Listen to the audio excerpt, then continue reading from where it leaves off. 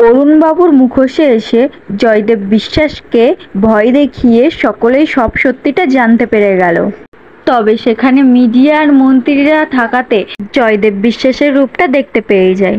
সাথে সাথে প্রত্যয় এসে জয়দেব বিশ্বাসকে গ্রেপ্তার করে নিয়ে যায়। জয়দেব বিশ্বাসের পালানোর সুযোগ দেয় না কথা। তো হ্যাঁ বন্ধুরা, এদিকে আমরা সকলেই দেখতে পাবো গুহ ফ্যাক্টরি নিলাম লেগে যায়। কর্তা দাদু তখন টিভির সামনেই বসেছিল। কর্তা দাদু মনে মনে ভাবে আমাদের ফ্যাক্টরিটা কেউ বিক্রি করে দিতে চায়। এটা টিভিতে শুনতে পেয়ে কর্তা দাদু চমকে যায়। কর্তা দাদু বুঝতে পারে না আমাদের পুরনো ফ্যাক্টরিটা কেউ একজন আমাদের বাড়ি বিশ্বাস বাবুকে বিক্রি করে দিল। সেটা আমরা এখন জানছি। এদিকে দেখা যায় কর্তা দাদু বাড়ির বড় ছেলে আর ছোট ছেলেকে নিয়ে বিশ্বাস বাবুর বাড়িতে চলে যায়। এদিকে মিস্টার বিশ্বাস খুশিতে আত্মহারা। মিস্টার বিশ্বাস চিত্রাকে ফোন করে বলে আজ রাত্রে আপনি আমাদের বাড়িতে আসবেন। চিত্রা মিস্টার বিশ্বাসের কথা ঠিকভাবে বুঝতে পারল না। তখন মিস্টার বিশ্বাস চিত্রাকে বলে আজ থেকে আমি আপনাদের গুহ ফার্মেসির মালিক।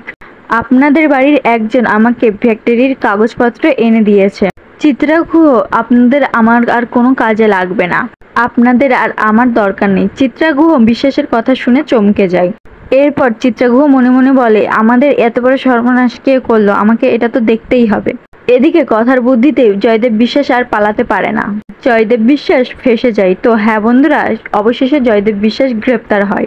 এই ছিল আজকের আপডেট। এই আপডেটটা তোমাদের কেমন লাগলে অবশ্যই কমেন্টে জানাবে।